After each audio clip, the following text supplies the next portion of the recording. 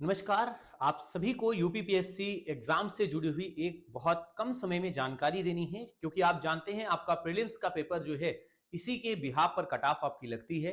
CSAT आपका qualifying होता है। प्रीलिम्स में आपको 150 प्रश्न मिलेंगे, 150 क्वेश्चंस मिलेंगे, जिनके लिए आपको अधिकतम 200 अंक दिए जाएंगे। 200 नंबर का पेपर होगा। समय आपको पता है 2 घंटे का होता है, यानी 120 मिनट का समय होता है। आप सभी लोग याद रखना कितना, तो 120 मिनट का आपके पास समय होगा। इस समय में आपको साथियों 150 प्रश्न जो हैं वो पढ़ने हैं। तो सबसे पहली चीज तो ये, क्वेश्चन 1 से लेकर 150 तक आपकी प्लानिंग क्या होनी चाहिए। आप सभी ने अभी तक जो सीखा होगा उसमें आप सभी जानते हैं आपके जो स्कोरिंग सब्जेक्ट हैं, ध्यान रखना, जो आपके स्कोर को साथियों एक तरीके से बूस्ट करते हैं, उनमें आपका हिस्ट्री का सब्जेक्ट, इसके बाद जियोग्राफी, इसके बाद आपको पता है पॉलिटी के क्वेश्चन, और इसके बाद करंट अफेयर के क्वेश्चन जो हैं वो नंबर ऑफ सबसे ज्यादा रहते हैं। और आप सभी लोगों ने साइंस में बायो का पोर्शन जो है इन पर ज्यादा फोकस भी किया होता है। आप सभी जानते हैं कि ये टॉपिक जो है ये स्कोरिंग होते हैं। अगर किसी भी विद्यार्थी के इन 5 सब्जेक्ट्स में, इन 5 पार्ट्स में कमांड है, तो अकेले ये ही पोर्शन ऐसे होते हैं जो आपकी कट ऑफ को लगभग साथियों क्लियर कर देते हैं। तो अब आप सोच कर देखिए, मैं आपको जो बताने वाला हूं वो क्या है आखिर, और उस पर आपको क्या क्या काम करना है और क्या क्या चीजें हैं जिन पर फोकस करके करना है। एक्चुअल में ये वीडियो जो बनाया जा रहा है वो मेन आपको प्रश्न सॉल्व करने की रणनीति से रिलेटेड है।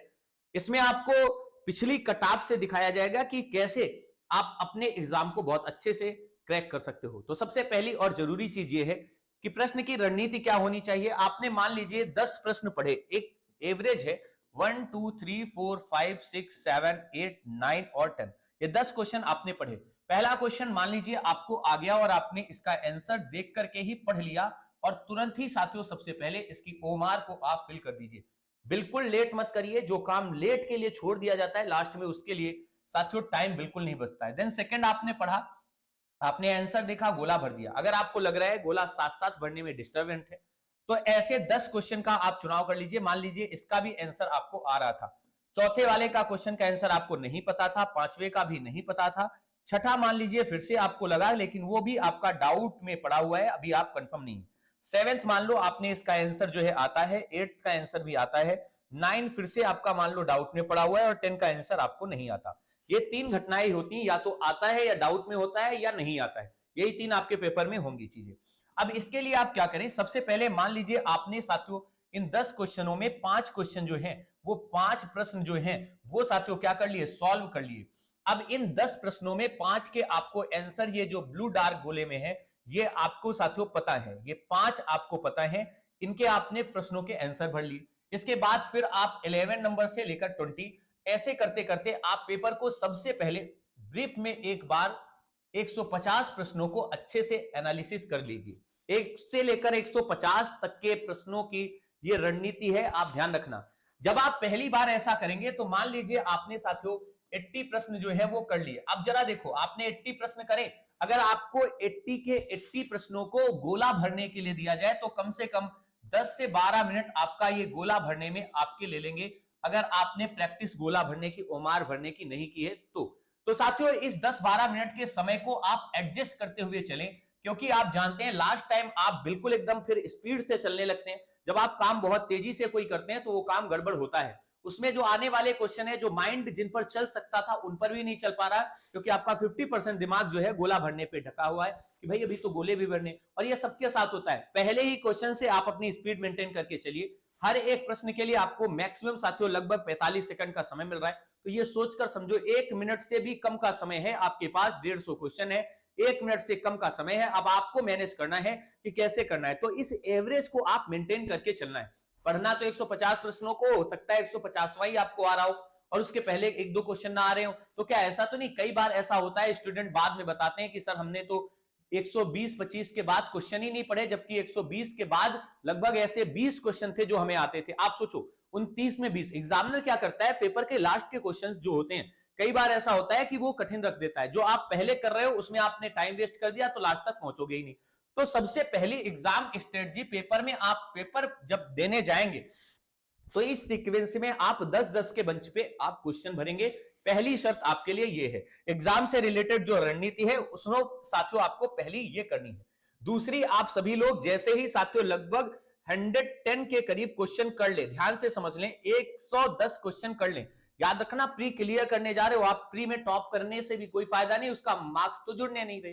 तो ऐसे में क्या है कि आप मान लो 110 क्वेश्चन हो गए, अब आप पेपर को मान लीजिए पहले 80 हुए थे, सेकंड राउंड में आपने 30 दो ऑप्शन ऐसे करके एलिमिनेट करके देखा तो 110 लगभग आपके बन रहे। तो आप सभी लोग चुप हो जाइए, क्योंकि ये वो नंबर है जिसमें कोई आपकी कट ऑफ को रोक नहीं सकता। मान लीजिए 110 आपने क्वेश्चन किए थे, इसमें से 5 क्वेश्चन आपके या 8 क्वेश्चन आपके गलत हो गए, ध्यान से समझना साथियों। 105 या 103 के करीब आपके क्वेश्चन जो हैं वो सही हो रहे हैं, बाकी 40 क्वेश्चन आपको नहीं आ रहे। तो मैं आपसे कहूंगा कि आप उन 40 को छोड़ दो, क्योंकि पिछली कट ऑफ आप देखोगे ना तो आपको यही लगेगा कि नहीं नहीं यार, सर बिल्कुल सही कह रहे थे, हमें वही करना चाहिए जो एग्जाम हॉल में आज हमें सर ने बताया। अब जरा देखो पिछली कट ऑफ को, क्योंकि आप जानते हो हर बार पेपर में नंबर जो है वो साथियों क्या होते हैं, एक तरीके से क्या होते हैं कि साथियों एक तरीके से नंबर जो है वो मायने नहीं रखते, क्योंकि 200 नंबर का पेपर है, आप सभी को पता है 200 नंबर का पेपर है। और इसके बाद में कट ऑफ जो है वो प्रश्न संख्या के अकॉर्डिंग अगर आप देखें तो ये बढ़ती और घटती रही है।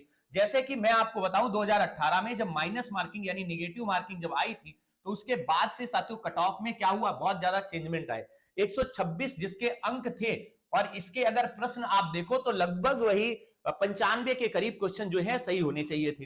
अगर आपने 95 प्रश्न सही कर दिए हैं माइनस मार्किंग हटा करके, मतलब ये वो प्रश्न है जो एग्जैक्ट सही होने चाहिए थे, माइनस मार्किंग हटा करके अगर 195 प्रश्न आपके सही हैं तो आप बिल्कुल क्वालिफाई कर गए, मान लो आप प्रीलिम्स क्वालिफाई कर गए।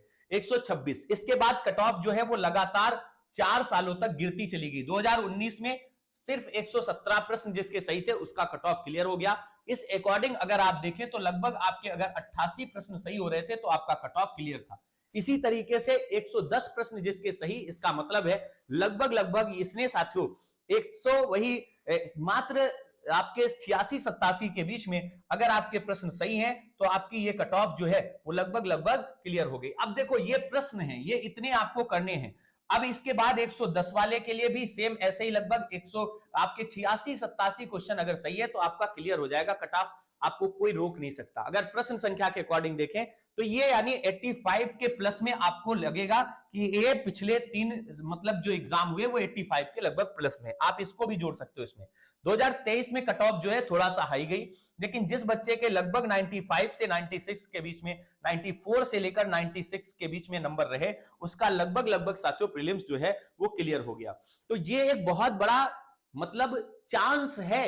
अगर आपके 110 प्रश्न आपने अटेम्प्ट करे हैं या 120 किए हैं, ध्यान रखना, तो माइनस मार्किंग थोड़ा सा मतलब वैसी है, 1/3 है, हार्ड है, तो इस वजह से ज्यादा रिस्क नहीं लेना है। मान लो इसमें से आपके 7 प्रश्न गलत हो गए, 103 सही हुए, इन 7 के लिए आपके मतलब 2 प्रश्न और मैं मान लेता हूं कि 2 प्रश्न आपके हट गए, फिर भी आप 100 तो लेकर आए हो ना, 100 प्रश्न आपके सही हैं। और यहां ऐसी कोई कट ऑफ नहीं है जो 100 प्लस हो, इस बार भी इतना ही आपका लगभग रहेगा। एज एवरेज में मान लेता हूं 5 प्रश्न और बढ़ा देगा, नंबर आपके मान लो 126 के बजाय या 125 के बजाय 130 दे देगा, लेकिन फिर भी आपकी कट ऑफ से तो आप बहुत आगे निकल गए ना। तो ये बात आप ध्यान रखना, ये 1 से लेकर 150 प्रश्नों तक की रणनीति आपकी होनी चाहिए, दिमाग को एकदम शांति से करिएगा।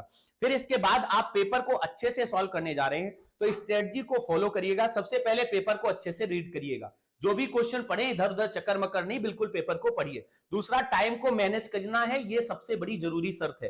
तीसरा, पेपर छूट जाएगा अगर आपने कुछ भी गड़बड़ करी है। सभी लोग कल सेंटर पर 7 बजे लगभग पहुंच जाना, क्योंकि आप जानते हो पेपर में आपको 1.5 घंटे पहले एंट्री मिलनी शुरू हो जाएगी। आधे घंटे साथियों एक तरीके से बचने पर किसी भी कीमत पर किसी को ना बाहर निकला जाएगा ना तो किसी प्रकार की कोई, अगर आप पानी की बोतल ले जाना चाहते हो ले जा सकते हो, ट्रांसपेरेंट होनी चाहिए, पारदर्शी होनी चाहिए, साथ में आप अपने साथ ब्लैक और ब्लू बॉल पेन ले जा सकते हो। और बाकी आप सभी समझदार हो, पीसीएस का पेपर देने जा रहे हो, एडमिट कार्ड में नीचे बहुत सारे इंस्ट्रक्शन दिए हैं, पढ़ लेना। आपका सिलेक्शन इन बातों पर निर्भर करेगा, मेहनत करना जबरदस्त। Thank you so much. इस चैनल पर अगर नए हो तो सब्सक्राइब जरूर करना। जय हिंद।